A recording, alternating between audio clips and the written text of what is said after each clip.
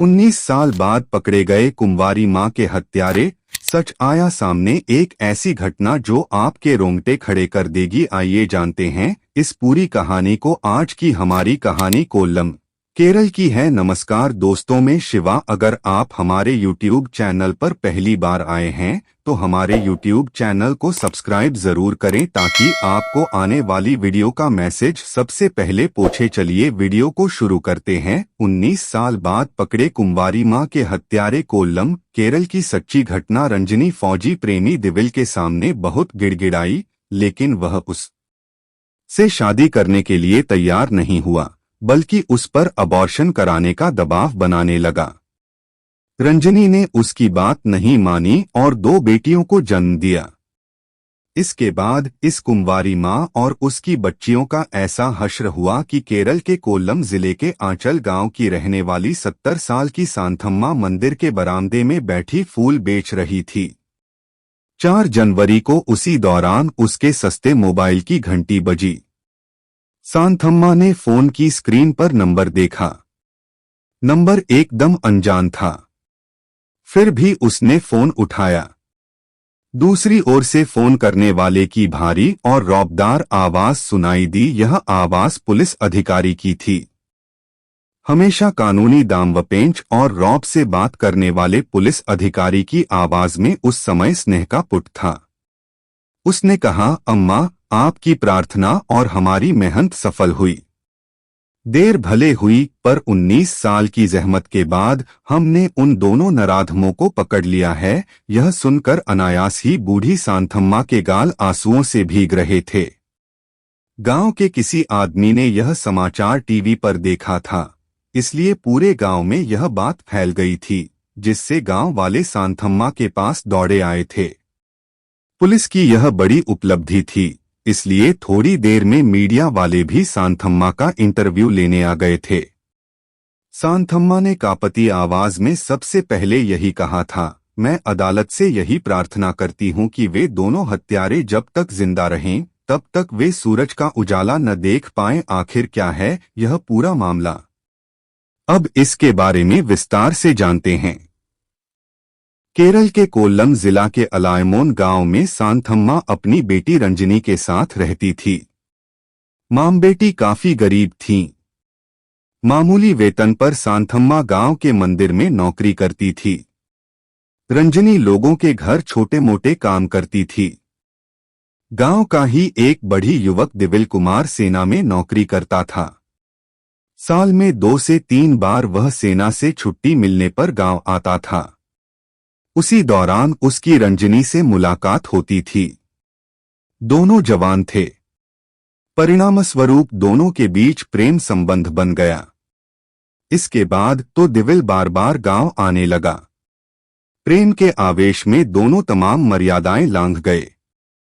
इसके बाद दिविल गांव आया तो रंजनी उससे मिली। इस बार रंजनी काफी गंभीर थी। उसने दिविल के कंधे पर सिर रख कर कहा, दिविल, अभी मैंने अपनी मम्मी को कुछ नहीं बताया है। मैं गर्भवती हूं और जनवरी महीने में हमारे बच्चे को जन्म देने वाली हूं, इसलिए उसके पहले हमें विवाह कर लेना चाहिए। इसके बाद रंजनी ने रुआंसी आवाज में कहा, अगर हम विवाह नहीं करते हैं तो एक कुंवारी मां के रूप में मेरा गांव में रहना मुश्किल हो जाएगा। इसलिए तुम तय कर लो कि हमें विवाह कब करना है। रंजनी की बात सुनकर दिविल चौंक उठा। उसने कहा, अभी तो विवाह करना मुमकिन नहीं है, पर इस समस्या के हल का एक सरल उपाय है। तुम अबॉर्शन करा लो। दिविल का जवाब सुनकर रंजनी परेशान हो उठी। उसके सामने हाथ जोड़कर गिड़गिड़ाने लगी कि वह उसके साथ ऐसा व्यवहार न करे। जितनी जल्दी हो सके विवाह कर ले और उसके गर्भ में पल रहे अपने बच्चे को इस दुनिया में आने दे। पर दिविल तो गर्भपात की जिद पकड़े बैठा रहा। दिविल की जिद पर रंजनी खींच उठी। उसने गुस्से में कहा, दिविल, चाहे कुछ भी हो, मेरा निर्णय अटल है। किसी भी संयोग में अपने गर्भ में पल रहे बच्चे को मैं हरगिज नहीं मरने दूंगी। मैं इसे जन्म दूंगी और इसके पिता के रूप में तुम्हारा नाम लिखाऊंगी। अगर तुम्हें मेरी बात नहीं माननी तो फिर तुम्हारी जो मर्जी हो वह करो। इतना कहकर दिविल उठा और चला गया। अगले दिन वह पठानकोट चला गया, क्योंकि उन दिनों उसकी तैनाती वहीं थी। इसके बाद वह फिर कभी गांव नहीं आया। स्वाभिमानी रंजनी अपने फैसले पर अटल रही। दिविल तो धोखा देकर भाग निकला था। इसके बावजूद हिम्मत हारे बगैर रंजनी ने रोते हुए सारी बात अपनी मम्मी को बताकर अपना फैसला भी सुना दिया। धर्म कर्म को मानने वाली सांथम्मा को झटका तो लगा, फिर भी उसने बेटी से कहा कि वह चिंता न करे, वह भ्रूण हत्या नहीं होने देगी। वह उसके साथ है।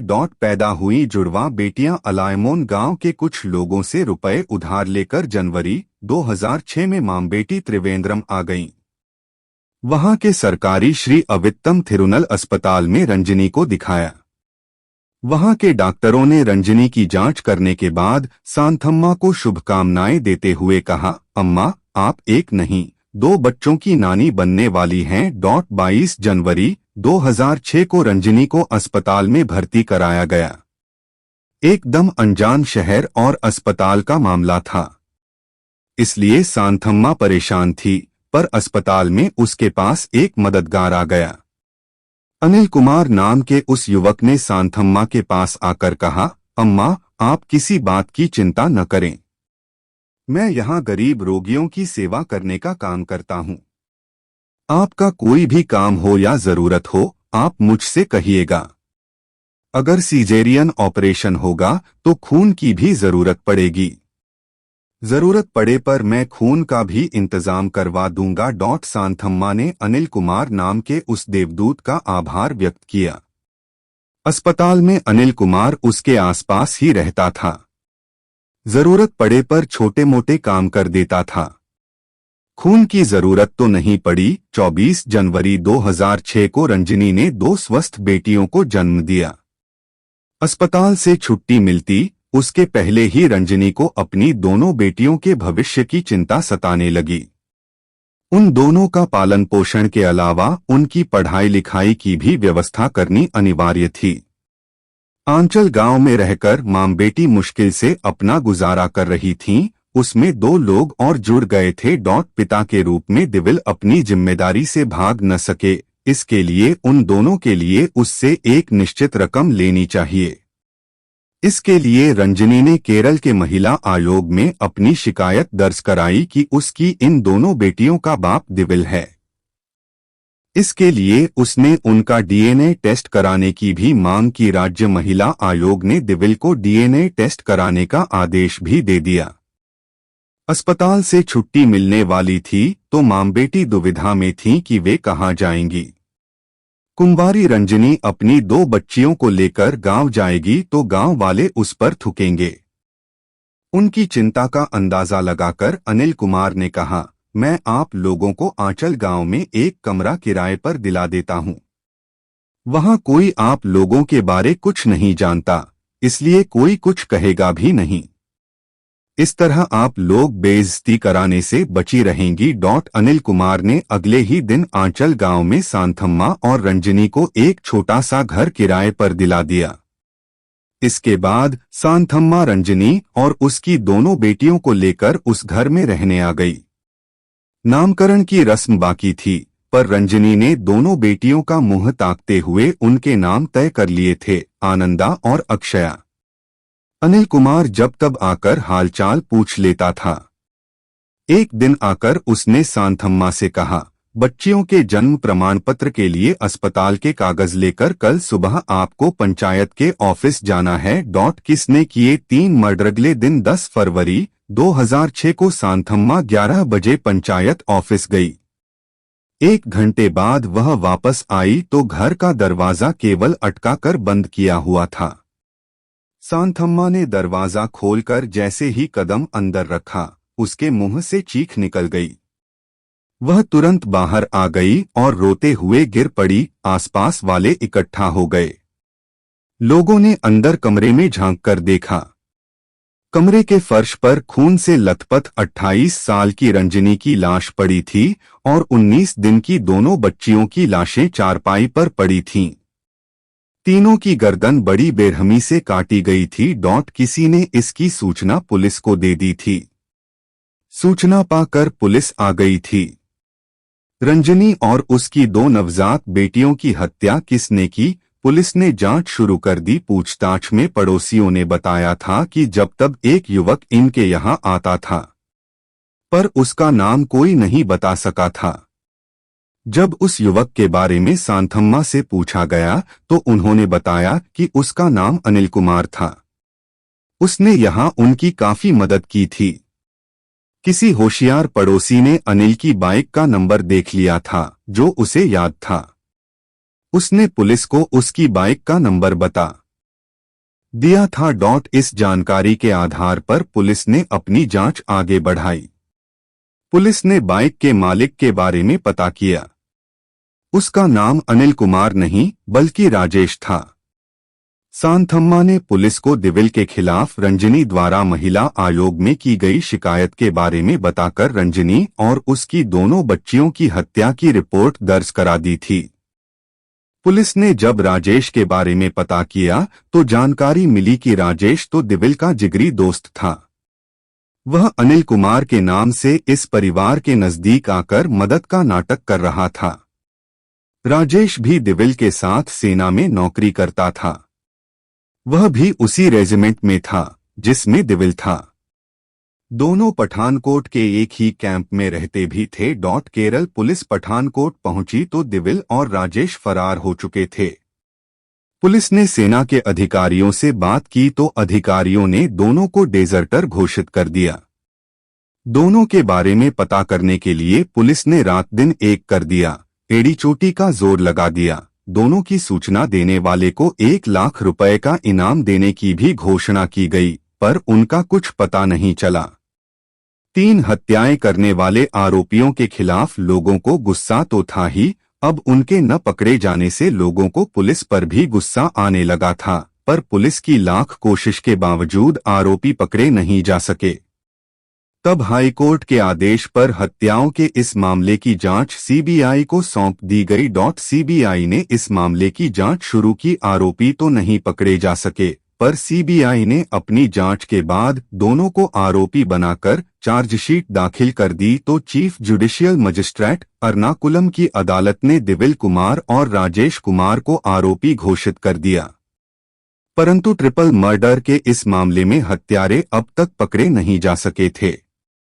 सीबीआई की भी कार्रवाई फाइलों तक सिमटकर रह गई थी। सभी ने यही सोच लिया था कि अब रंजनी को न्याय नहीं मिल पाएगा। परंतु केरल पुलिस के ADGP law and order Manoj Abraham ने उम्मीद नहीं छोड़ी थी। साल 2024 के शुरू से ही उनकी टेक्निकल इंटेलिजेंस विंग के अधिकारी आर्टिफिशियल इंटेलिजेंस एआई की मदद से हल न होने वाले पुराने मामलों की डिजिटल कुशलता से हल करने की कोशिश शुरू कर दी थी।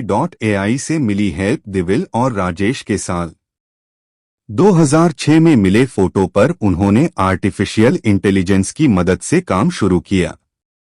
इतने सालों बाद उनकी स्थिति हालत कैसी होगी? चेहरा, हेयर स्टाइल और शरीर में होने वाले बदलाव से वे कैसे दिखाई देते होंगे, उनकी फोटो तैयार की गई। इसके बाद दुनिया भर के सोशल मीडिया पर जितने भी फोटो थे उनसे मिलाया जाने लगा। अत्यंत धैर्य और होशियारी से उनकी टीम द्वारा की गई मेहनत अंत में दिसंबर 2024 में रंग लाई। पुडुचेरी के एक वैवाहिक समारोह में दिखाई देने वाला एक चेहरा राजेश के चेहरे से 90% मेल खा रहा था।